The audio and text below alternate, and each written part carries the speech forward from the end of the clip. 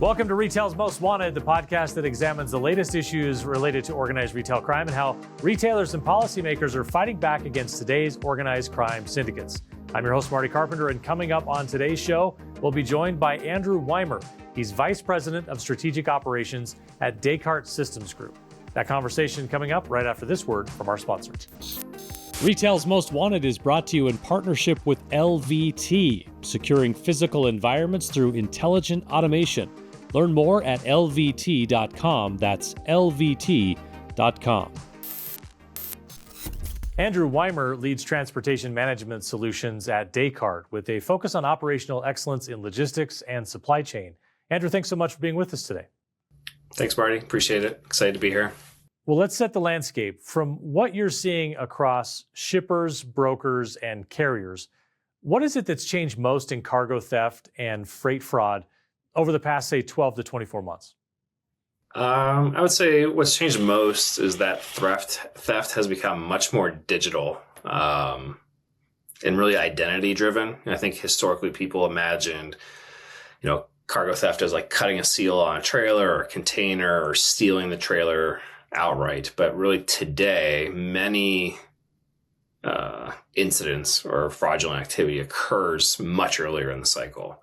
Fake carrier identities, driver impersonation, compromised authorities with carriers, spoofed emails, manipulated load tenders, rerouting of shipments.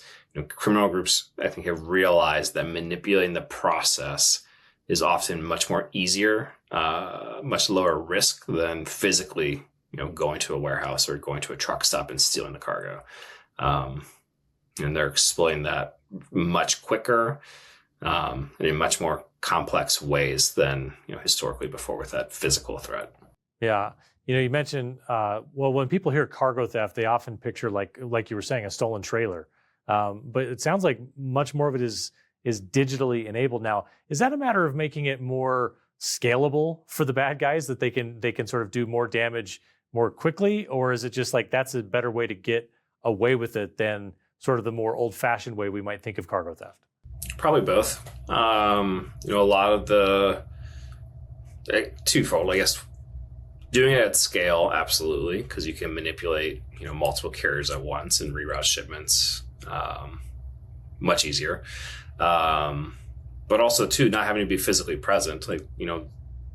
There's a lot of cargo theft that happens from operations overseas, so you don't actually have to be at a warehouse or anywhere in the U.S. to actually steal the cargo. You can be at an office or at home, stealing the identities and manipulating the tracking information, manipulating the operations of a carrier, from anywhere, which makes it much more enticing and easy to do for fraudsters. Supply chains involve a lot of handoffs, and that's where variables come into play. And I think about those old action movies where someone would handcuff a briefcase full of cash or some other important item to their actual arm to transport it somewhere to minimize the handoffs, essentially. Where do bad actors most often exploit gaps today? The gaps that are exploited for sure are at the vetting and I don't know the right word. The vetting, but also at the tender acceptance period from the shipper or from the broker. I think fraudsters tend to target moments when there's urgency with a shipment, when there's fragmentation, or with shippers or brokers or 3PLs with limited verification on carrier identity or understanding, having a thorough vetting process of who they're doing business with. Onboarding a carrier, transferring a load, changing routing instructions, after hours dispatching activity. Those are all different areas of handoffs and where exceptions can occur. All these different independent parties that are touching the freight, from the shipper to the broker to, the person loading the truck at the warehouse or at the dock. A lot of these different people are moving quickly. There's fail points, and attackers, I think, look for places where trust has been assumed. People assume due diligence has happened on a different handoff point. And that's, I think, where the gaps come into play. So as we're talking about these handoff points, that leads us to carrier or driver legitimacy checks. What are the most important signals companies should use to validate a carrier or a driver? And what are the common mistakes that create openings for fraud? I think the biggest common mistake is assuming one checkpoint is sufficient. The strongest programs and the most thorough shippers and brokers and 3PLs don't rely on a single signal of validation and verification. They verify across multiple dimensions: carrier history, their authority status, contact consistency. Like, is that person I'm talking to actually been with that company for a while? Or are they bouncing around from different carriers? Device location patterns, meaning, is that carrier that I'm trying to tender the shipment for in the southwest of the country, have they ever hauled shipments in the southwest, or has their historical movement always been in the northeast? Right? If they're accepting a shipment that has nothing to do with their tended or typical routes, that's a indicator of something I need to look more into. And then also, are they overbooked on capacity? Meaning, we understand how many trucks that carrier may have in their fleet. There's different tools out there that expose how many of those vehicles or by carriers' vehicles are being utilized by other customers or other shippers or brokers. So then saying, hey, they only have 100 trucks in their fleet, but I'm showing that there's 120 active shipments that are being monitored of this carrier. Something odd is going on.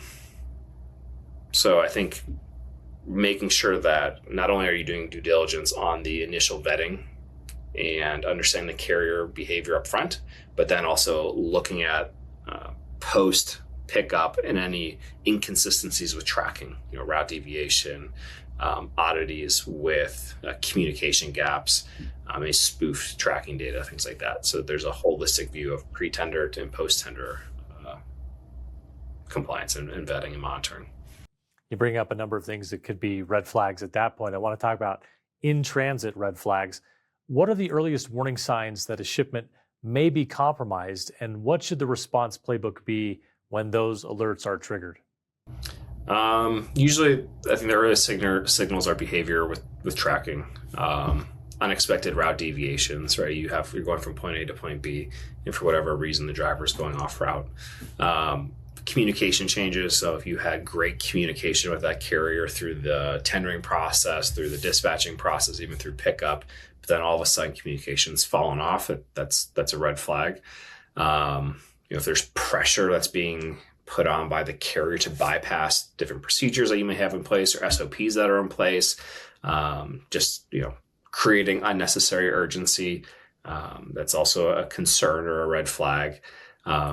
Requests for delivery changes or due dates or changing of appointment times that seem a little bit odd, not just running 1 hour late, but trying to shift delivery to multiple days into the future.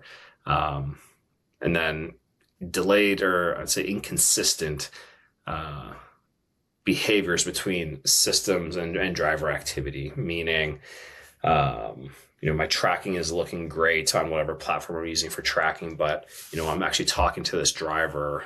They're telling me that they're in a completely different location than what the solution I'm using to track them is telling me. I think companies should have a very clear escalation playbook to answer the second half of your question. So operations seem to know exactly who to notify and how quickly to act. I think the worst response is just assuming that it's going to be okay, or that this oddity or anomaly is no big deal, and then waiting until the next morning you come in and see it's too late.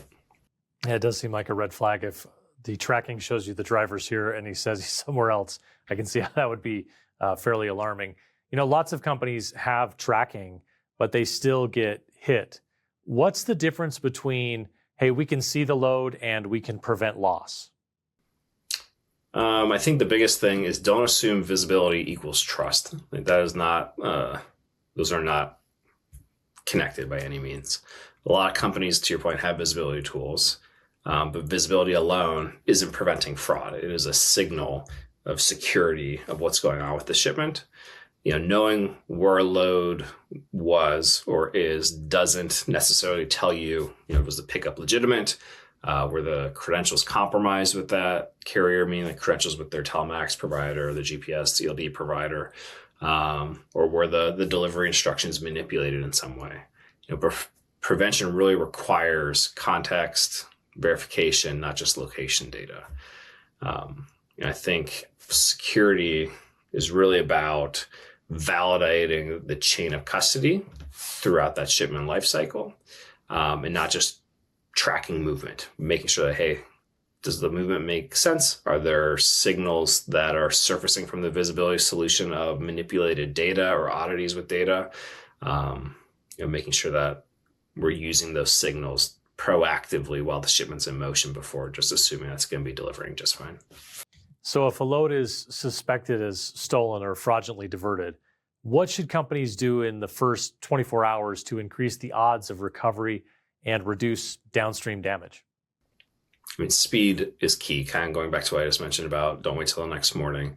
Those first several hours when you surface the, hey, fraudulent activity may be occurring on this load, that's critical time. Companies should immediately verify the facts, preserve any communication trails that they have with that carrier from, onboarding through tendering through, vetting, and then ultimately tracking, and have systems of record of that data stored, and then obviously notify internal stakeholders. And a lot of our customers in the 3PL broker space have compliance teams and carrier management teams that would step in at this point, engage local law enforcement, relative parties quickly. Sometimes fraud signals surface before the shipment is even picked up. So then engaging that shipper saying, hey, don't load that truck that's being sent in. We're sending in a different truck. Here's the VIN, here's the driver, make sure that, it matches correctly. I'd say avoid delays and avoid assuming that it'll get handled in a couple hours, because, it happens very, very quickly. You got to recognize it quickly and act quickly. I want to talk about information sharing and incident reporting. How important is it, in your mind, for the industry to share fraud patterns and incident data? And what are the practical barriers to doing that right now? It's very critical. I was at a conference last week, actually, all about fraud. And one of the presenters, put all the different companies, including my own, up on the screen saying, hey, everyone's doing great things in the space trying to prevent fraud. We need to make sure that we're sharing that data and coming together. And this was actually a consortium. It wasn't hey, here's how great we are. It was, hey, how can we help each other ensure that, we're sharing the data across the platforms, where there's a consistent, I use database. It's not technically data, but it's a consistent platform that has fraudulent activity reported on a certain carrier, so that we're all aware of what's going on. I think fraud groups can share their own tactics between bad actors relatively quickly. We need to be able to do that as well. We need to make sure that we have consistent fraud indicators that is shared, suspicious identity patterns that are shared, and just learnings that we have, so that we're all having software and tools that help our customers. Yeah, you really just want to compete against your competitors, but when you've got bad actors out there, sometimes the enemy of your enemy is your friend, and so you've got to work together and share that data. Let's talk about security versus compliance versus resilience. Descartes also plays you play a customs regulatory compliance and broader logistics workflow. Like you're in that space. What do you see overlap? For example, like how does compliance processes and clean data help reduce fraud and theft risk? I think there's pretty significant overlap. Both compliance and fraud depend on trusted data, verified identities, consistent workflows. When organizations improve data quality, improve onboarding controls, documentation accuracy, shipment visibility, they're not just supporting, compliance, they're also reducing opportunity, I think, for fraud in general and cargo diversions. I think modern logistics security is increasingly tied to just a digital trust across the supply chain ecosystem. I want to wrap up on this. I want your advice for resource-constrained teams. So for, say, a mid-sized shipper or a 3PL that doesn't have a big security budget, what are, I don't know, the top 2 or 3 changes that would most reduce cargo theft or freight fraud risk for them? I'd say first, strengthening carrier and identity verification processes, especially with new relationships with carriers and high value shipments. Like, you cannot underestimate or bypass strong vetting and onboarding. That is key. And that does not have to cost a lot of money to do that. That is a documented, disciplined process, an SOP that you come up with that says, hey, here's our risk tolerance, and here's what we are making sure that we have covered for a carrier to qualify to do business with us, that then you stick to that and you don't divert from that. So you're protecting yourself.